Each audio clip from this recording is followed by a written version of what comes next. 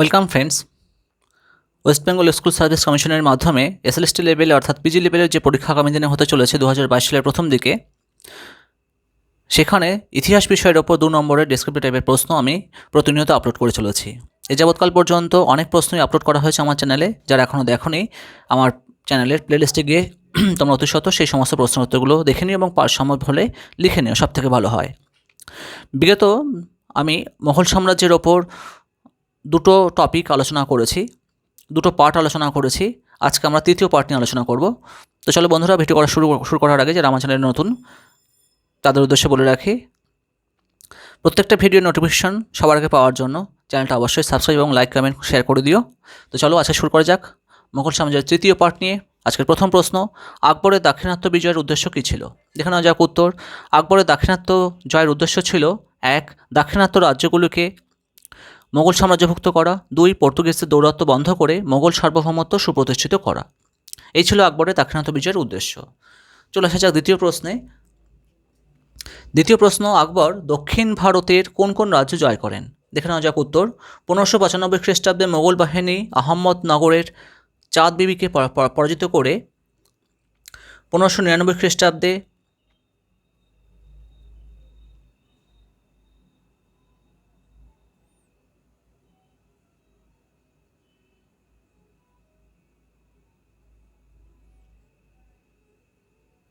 খানদেশ, এটা 9 একর হবে,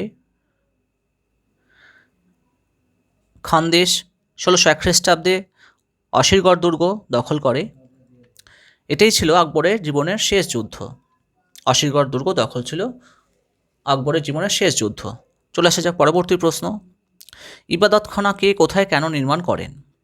উত্তর দেখে নেওয়া যাক। মোগল সম্রাট আকবর বিভিন্ন ধর্মের আদর্শ প্রতিষ্ঠা ও ধর্মীয় বিচ্ছেদ দূর করার জন্য 1575 খ্রিস্টাব্দে ফতেপুর স্বীকৃতে ইবাদতখানা বা উপাসনালয় নির্মাণ করেন। এখানে বিভিন্ন ধর্মের পণ্ডিতগণ নিজ নিজ ধর্মের স্বরূপ ব্যাখ্যা করতেন। তা এদের মধ্যে উল্লেখযোগ্য হল হিন্দু ধর্মাচার্য পুরুষোত্তম, জৈন ধর্মাচার্য হরিবিজয় সুরি, বিজয় সেন প্রভৃতি। চলে আসা যাক পরবর্তী প্রশ্নে। আমাদের পরের প্রশ্ন হচ্ছে,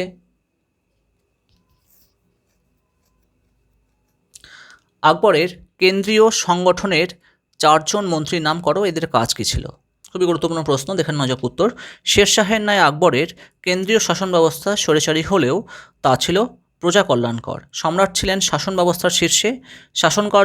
শাসনকার্যে সম্রাটকে সাহায্য করতেন 1. ভকিল, অর্থাৎ যাকে বলা হয়তো প্রধানমন্ত্রী, 2. মীর বক্সি সামরিক প্রধান, 3. উজির অর্থমন্ত্রী, 4. সদর সুদূর ধর্ম ও দান বিভাগের অধিকর্তা এবং দাতব্য প্রতিষ্ঠানের প্রধান, 5. কাজী প্রধান বিচারপতি ছিলেন ইনি, 6. মুহতাসিব, ইনি ধর্ম ও নীতি সংরক্ষক মন্ত্রী ছিলেন। এই ছিল আকবরের কেন্দ্রীয় সংগঠনের 4জন মন্ত্রী এবং তাদের কাজ এবং সেই সঙ্গে তাদের পদগুলো। চলে আসা যাক পরবর্তী প্রশ্নে। পরের প্রশ্ন হচ্ছে, আকবরের প্রাদেশিক শাসন ব্যবস্থার বর্ণনা দাও। দেখে নেই উত্তর। শুধু বিজেতা হিসেবে নয়, সুশাসক ও রাষ্ট্রনীতিবিদ হিসেবে আকবর বিশেষ কৃতিত্বের স্বাক্ষর রাখেন। শাসন কার্যের সুবিধার জন্য তিনি সাম্রাজ্যকে 15টি সুবা বা প্রদেশে বিভক্ত করেন। প্রদেশগুলোকে কয়েকটি সরকারগুলোকে কয়েকটি পরগনা ও মহলে বিভক্ত করেন। প্রদেশ শাসন করতেন সুবাদার, তাকে সাহায্য করতেন দেওয়ান, বক্সি, কাজী, আমিল, সদর ও সুদূর। সরকারের শাসনভার ছিল ফৌজদারের উপর। পরগনা শাসন করতেন কোতোয়াল, কাজী, পুলিশ প্রমুখ। গ্রামাঞ্চলে শাসনকার্য চালাতেন কানুনগো, মুকদ্দম, কাটোয়ারি, বিভিন্ন বিভাগের ভারপ্রাপ্ত কর্মচারীরা। দেখে নিই পরের প্রশ্ন। পরবর্তী প্রশ্ন হচ্ছে, দিন-ই-ইলাহি কি, কে কবে ইহা প্রবর্তন করেন? দেখে না উত্তর। মোগল সম্রাট আকবর সকল ধর্মের শ্রেষ্ঠ দিকগুলি গ্রহণ করে যে সমন্বয়বাদী ধর্ম প্রবর্তন করেছিলেন তা দিন-ই-ইলাহি নামে পরিচিত। আকবর 1581, মতান্তরে 1582 খ্রিস্টাব্দে এই দিন-ই-ইলাহির প্রবর্তন করেন। পরবর্তী প্রশ্ন, দিন-ই-ইলাহি এর মূল নীতি কী ছিল? দেখে নিই উত্তর। দিন-ই-ইলাহির মূল কথা হলো নিরামিষ ভোজন, দান ধর্ম পালন, পরস্পরকে আল্লাহ আকবর সম্ভাষণ, সম্রাটের কাছে ধর্ম মন প্রাণ বিসর্জন প্রভৃতি। তবে আকবরের ধর্মমতের আদর্শ ছিল সুলহ ই কুল, এখানে একটা হ হবে, সুলহ ই কুল বা পরধর্ম সহিষ্ণুতা। একান্তভাবে যুক্তিনির্ভর এই ধর্মে দেবতার কোনো স্থান ছিল না। আসলে সকল ধর্মের সারাংশ নিয়ে কিন্তু আকবর এই সুলহ ই কুল ধর্মমত তৈরি করেছিলেন। চলে আসা যাক পরবর্তী প্রশ্ন। আমাদের পরবর্তী প্রশ্ন হচ্ছে মহাজারনামা বা অভ্রান্ত কর্তৃত্বের ঘোষণা বলতে কী বোঝো? খুবই গুরুত্বপূর্ণ প্রশ্ন, দেখে নিই উত্তর। সম্রাট আকবর গোঁড়া উলেমাদের ক্ষমতা ধ্বংস করার জন্য 1579 খ্রিস্টাব্দে, 1579, 1579, 1579 খ্রিস্টাব্দে মোবারক রচিত একটি দলিল প্রকাশ করেন। ঐতিহাসিক স্মিথ এটিকে অভ্রান্ত কর্তৃত্বের ঘোষণা বলে অভিহিত করেন। এর দ্বারা ফতেপুর সিক্রির ধর্মীয় প্রধানকে বিতাড়িত করে সম্রাট নিজেকে রাষ্ট্র ও ধর্মের প্রধান বলে ঘোষণা করেন এবং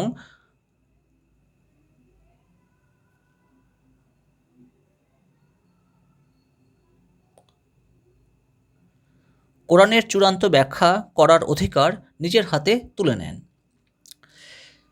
একটি গুরুত্বপূর্ণ তথ্য দিয়ে রাখি, এটিকে আকবরের রাজত্বকালের অ্যাক্ট অফ সুপ্রিমো বলা হয়। তা প্রশ্ন যদি আসে যে মহাজরনামা বা অভ্রান্ত কর্তৃত্বের ঘোষণা পরিবর্তে যদি প্রশ্ন আসে অ্যাক্ট অফ সুপ্রিমো বলতে কী বোঝো, তারও উত্তর কিন্তু পুরোটাই হবে। দেখে নেওয়া যাক পরবর্তী প্রশ্ন। পরবর্তী প্রশ্ন হচ্ছে দিন এ ইলাহি কেন ব্যর্থ হয়? দেখে নেওয়া যাক উত্তর। দিন এ ইলাহি সকল ধর্মের সার সংকলন হলেও নানা কারণে এই ধর্মমত ব্যর্থ হয়। এক, সম্রাট দিন এ ইলাহিকে জাতীয় ধর্মে পরিণত করার কোনো ব্যবস্থা নেননি। দুই, নতুন ধর্ম প্রচারে কোনো ধর্মীয় শাস্ত্র রচনা করেননি। তিন, কোনো নির্দিষ্ট পুরোহিত শ্রেণী গড়ে তোলেননি।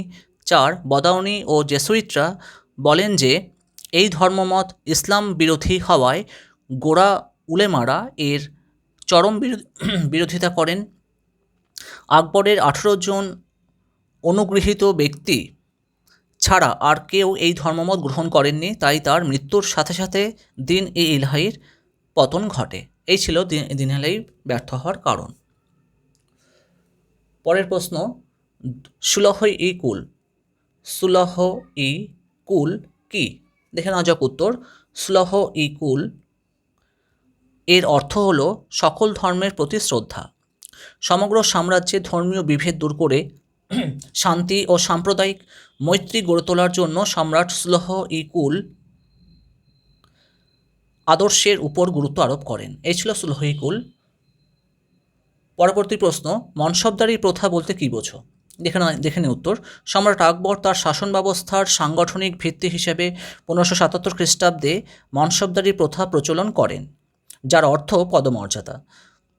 মনসবদারগণ 33টি স্তরে বিভক্ত ছিল, সর্বোচ্চ 10,000 থেকে সর্বনিম্ন পদমর্যাদা 10। এরা সাধারণত নগদ বেতন পেতেন। ক্ষেত্রবিশেষে এরা জায়গির থেকে যে অর্থ পেতেন তা থেকে সৈন্য পোষণ করতেন। এই পদ বংশানুক্রমিক ছিল না। কিছু গুরুত্বপূর্ণ তথ্য এখানে দিয়ে রেখেছি তোমাদের জন্য, এটা কিন্তু প্রশ্নের মধ্যে তোমরা লিখবে না। দেখে নাও যাক সেই তথ্য। সম্রাট আকবর শাসন ব্যবস্থার সাংগঠনিক ভিত্তি হিসেবে সামরিক ও বেসামরিক ক্ষেত্রে পদমর্যাদা অনুযায়ী কর্মচারীদের যে শ্রেণীবিন্যাস করেন তা মনসবদার প্রথা নামে পরিচিত। যদি প্রশ্ন আসে মনসবদার প্রথা নামে, প্রথা কাকে বলে, তখন কিন্তু এইটুকু লিখতে হবে, উপরের অংশটুকু কিন্তু লিখতে হবে প্রথা সম্পর্কে। আর যদি তোমাদের হাতে সময় থাকে তাহলে কিন্তু তোমরা এটা জুড়ে দিতে পারো, বা যাদের কাছে মনে হবে যে উত্তরটা অনেক বড় হয়ে যাচ্ছে তারা নিচের পোর্শনটুকু বাদ দিলেও দিতে পারো। পরবর্তী প্রশ্ন দেখে নাও, জাগিরদারি প্রথা বলতে কী বোঝো? দেখে নিও উত্তর। ভারতে মোগলদের রাজত্বকালে অনেক সময় সরকারি কর্মচারীদের নগদ অর্থের বিনিময়ে একটি নির্দিষ্ট জমি ভোগের অধিকার দেওয়া হতো। এই প্রথা জাগিরদারি প্রথা নামে পরিচিত। যদিও পরবর্তীকালে এই জাগিরদাররা এই জমিগুলোকে কেন্দ্র করে প্রচুর সম্পত্তি এবং ক্ষমতার অধিকারী হয়েছিল।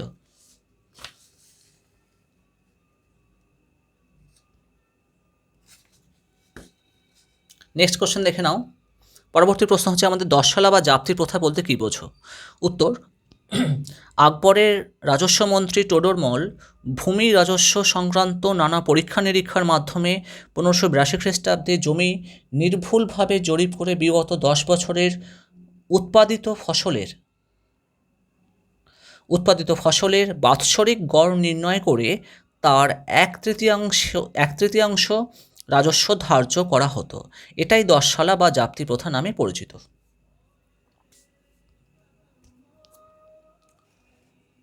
নেক্সট কোশ্চেন আমাদের, টোডরমল জমির উৎপাদন অনুযায়ী জমিকে কয় ভাগে ভাগ করেন ও কী কী? উত্তর, টোডরমল জমির উৎপাদন অনুযায়ী জমিকে 4 ভাগে ভাগ করেন, যথা পোলজ অর্থাৎ সারা বছর চাষ হয় যে সমস্ত জমিতে, 2 নম্বর পরৌতি অর্থাৎ বছরের কিছু সময় চাষ হয় যে জমিতে, 3 চাচর অর্থাৎ যে জমি 3 বা 4 বছর পতিত থাকে, 4 বানজার অর্থাৎ 4 থেকে 5 বছরের বেশি পতিত থাকে, অর্থাৎ যে জমিতে 4 থেকে 5 বছর ধরে কোনো রকম চাষ করা হয় না, তারপর চাষ করা হয়, আবার একবার চাষ করা হলো, আবার 4 থেকে 5 বছর পরে থাকলো, সেই ধরনের জমিকে বলা হয় বানজার। পরের প্রশ্ন, আকবরের নবরত্ন বলতে কী বোঝো? দেখে নেওয়া যাক উত্তর। গুপ্ত সম্রাট বিক্রমাদিত্যের মতো মোগল সম্রাট আকবরের রাজসভায় 9 জন মন্ত্রী বিরাজ করত। এরা নবরত্ন নামে পরিচিত।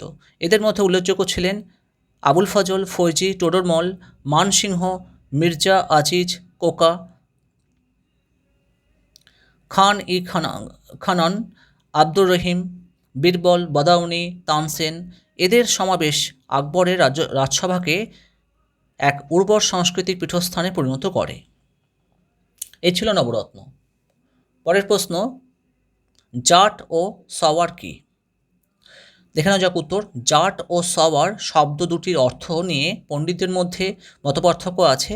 মোটামুটিভাবে বলা যায় যে জাট হলো মনসবদারদের ব্যক্তিগত পদমর্যাদা ও তার প্রাপ্ত বেতনের পরিচায়ক, আর সওয়ার হলো মনসবদারদের অধীনস্থ সৈন্য সংখ্যার পরিচায়ক। পরবর্তী প্রশ্ন, টোডরমল বিখ্যাত কেন? দেখে নেওয়া যাক উত্তর। পাঞ্জাবের ক্ষত্রিয় বংশজাত টোডরমল প্রথমে শেরশাহের অর্থমন্ত্রী ছিলেন, পরে গুজরাটের সুবাদার হিসেবে ভূমি বন্দোবস্ত বিষয়ে অভিজ্ঞতা সঞ্চার করেন। ফলশ্রুতিতে 1582 খ্রিস্টাব্দে আকবরের দেওয়ান-ই আশরা পদে উন্নীত হন। ওই বছরই তিনি দস্তুর আমল ঘোষণা করেন, যা টোডরমল ব্যবস্থা নামে পরিচিত। পরবর্তী প্রশ্ন, আকবরের সামাজিক সংস্কারগুলি কী কী? দেখে নেওয়া যাক উত্তর। ভারতবর্ষের সামাজিক সংস্কারের ক্ষেত্রে আকবরই ছিল অগ্রদূত। 1. তিনি হিন্দু সমাজে সতীদাহ প্রথা রদ করেন। 2. বাল্যবিবাহ ও বহুবিবাহ রদের পাশাপাশি বিবাহ প্রথার সংস্কার করেন। 3. মদ্যপান নিষিদ্ধ করেন। 4. পতিতাবৃত্তি নিষিদ্ধ করেন। 5. শিশুকন্যা হত্যা রদ করেন। 6. তীর্থকর ও জিজিয়া কর রদ করেন। এটা রোধ করেন। পরের প্রশ্ন দেখে নাও, সুরদাস কে ছিলেন? উত্তর, মোগল সম্রাট আকবরের রাজসভার সভাকবি রামদাসের পুত্র ছিলেন সুরদাস। তিনি একাধারে কবি ও বিখ্যাত সঙ্গীত শিল্পী ছিলেন। সুরদাসের লেখা সুরসাগর এক অনবদ্য রচনা। তিনি আগ্রার অন্ধ চারণ কবি নামে জনপ্রিয় ছিলেন। খুবই কিন্তু ইম্পর্টেন্ট প্রশ্ন। দেখে নেওয়ার পরবর্তী প্রশ্ন, রামচরিতমানস গ্রন্থটি কে কোন বিষয় অবলম্বন করে রচনা করেন? দেখে নেওয়া যাক উত্তর। মোগল সম্রাট আকবরের রাজত্বকালকে হিন্দি সাহিত্যের স্বর্ণযুগ বলা যেতে পারে। এই সময় তুলসীদাস ছিলেন প্রতিভার দিক থেকে হিন্দি সাহিত্যের সর্বশ্রেষ্ঠ। রামচন্দ্রের জীবন নিয়ে 7 খণ্ডে লেখা রামচরিতমানস গ্রন্থটি ভারতবর্ষের ঐতিহ্যে পরিণত হয়েছে। আমাদের পরবর্তী প্রশ্ন হচ্ছে, রামায়ণ এবং মহাভারতের কে ফার্সি অনুবাদ করেন? দেখে নেওয়া যাক উত্তর। বদাউনি রামায়ণ ও মহাভারতের ফার্সি অনুবাদ করেন।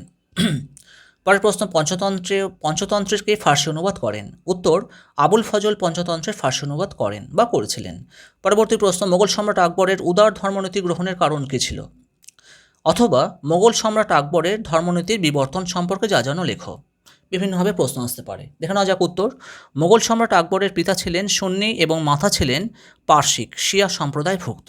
তিনি স্বয়ং জীবনের প্রথম আলো দেখেছিলেন অমরকোটের এক হিন্দু রাজপুত বাড়িতে। পরবর্তীকালে তিনি পেয়েছিলেন আব্দুল লতিফের মতো উদার মানসিকতার গৃহশিক্ষক। তাছাড়া মাতা হামিদা বানু ও পরধর্ম সহিষ্ণুতার আদর্শ জাগিয়ে তুলেছিলেন। সবশেষে বলা যায় রাজপুত মহিষীদের প্রভাব এবং তার বন্ধু ও সভাসদ আবুল ফজল শেখ মুবারক ফৈজির প্রভাব তার এই ধর্মীয় বিবর্তনে সাহায্য করেছিল। এই ছিল আকবরের ধর্মনীতির বিবর্তন সম্পর্কে কিছু গুরুত্বপূর্ণ তথ্য। পরবর্তী প্রশ্ন, আকবরের শিক্ষা ব্যবস্থার সংস্কারগুলি লেখো। দেখে নেওয়া যাক উত্তর। সম্রাট আকবর প্রজাদের শিক্ষা সংস্কারের কাজে আত্মনিয়োগ করেছিলেন। যেমন 1. মাদ্রাসা ও পাঠশালা শিক্ষার প্রবর্তন করেন। 2. হিন্দু মুসলমান ছাত্রছাত্রীদের পাঠ্যক্রমে সংস্কার সাধন করেন। 3. অনুবাদ বিভাগের সৃষ্টি করেন। 4. পাঠাগার প্রতিষ্ঠা করে বিভিন্ন ভাষায় লিখিত পাণ্ডুলিপি সংরক্ষণ করেন। নেক্সট দেখে নাও, আকবরের আমলের শিল্পকলার পরিচয় দাও। দেখে নাও যাক উত্তর। শিল্পকলার ইতিহাসে মোগল সম্রাট আকবরের শাসনকাল এক স্মরণীয় অধ্যায়। এতে ভারতীয় ও পার্শ্বিক শিল্পরীতির সংমিশ্রণ লক্ষ্য করা যায়। তার উল্লেখযোগ্য শিল্পকর্মগুলি হল 1. ফতেপুর সিকরি, 2. সেলিম চিশতির সমাধি, 3. দেওয়ান-ই-আম ও দেওয়ান-ই-খাস, 4. বুলন্দ দরওয়াজা, 5. হুমায়ুনের সমাধি ও সেকেন্দ্রাবাদে নিজের সমাধি, 6. জামি মসজিদ ও মতি মসজিদ।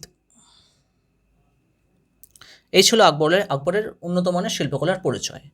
পরের প্রশ্ন দেখে নাও, যুদ্ধের দ্বারা আকবর রাজপুতদের কোন কোন রাজ্য জয় করেন?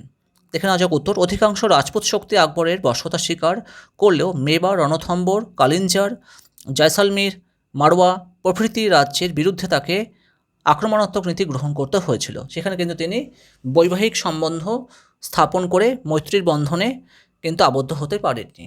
দেখে নেওয়া যাক আজকের শেষ প্রশ্ন। আবুল ফজল কে ছিলেন? তার গ্রন্থ দুটির নাম কি? ইতিহাসের উপাদান হিসেবে গ্রন্থ দুটির গুরুত্ব কী ছিল? খুবই গুরুত্বপূর্ণ প্রশ্ন, দেখে নেওয়া যাক উত্তর। আবুল ফজল ছিলেন আকবরের সভাসদ ও সুহৃদ। তার লেখা বিখ্যাত গ্রন্থ দুটি আকবরনামা ও আইনি আকবরী। আকবরনামা গ্রন্থে বাবর থেকে আকবরের রাজত্বকালের 1602 খ্রিস্টাব্দ পর্যন্ত রাজনৈতিক ইতিহাস জানা যায়। আইনি আকবরী গ্রন্থে সাম্রাজ্যের আয়তন, অর্থনীতি, আইনি আকবরী গ্রন্থে সাম্রাজ্যের আয়তন, অর্থনীতি, শাসন প্রণালী, আইন সংক্রান্ত বিভিন্ন তথ্য পাওয়া যায়। এই ছিল বন্ধুরা আজকের 25-26টি গুরুত্বপূর্ণ প্রশ্ন মুঘল সাম্রাজ্যের ওপর। তো আজকে এই পর্যন্তই থাক। আগামী দিন দেখা হচ্ছে পার্ট 4 নিয়ে, অর্থাৎ জাহাঙ্গীরের ওপর আগামীকাল আলোচনা হবে। তো বন্ধুরা যারা শেষ পর্যন্ত ভিডিওটা দেখেছো তাদের জন্য ধন্যবাদ, এবং দেখা হচ্ছে আগামীকাল নতুন কোনো গুরুত্বপূর্ণ প্রশ্ন নিয়ে মুঘল সাম্রাজ্যের ওপর থেকেই। এবং ভিডিওটি ভালো লাগলে অবশ্যই চ্যানেলটি সাবস্ক্রাইব করে দিও, এবং লাইক এবং কমেন্টস এবং বন্ধুদের মধ্যে প্রচুর শেয়ার করে দিও, যাতে অনেক বন্ধুরাও তোমাদের পাশাপাশি উপকৃত হয়। ধন্যবাদ।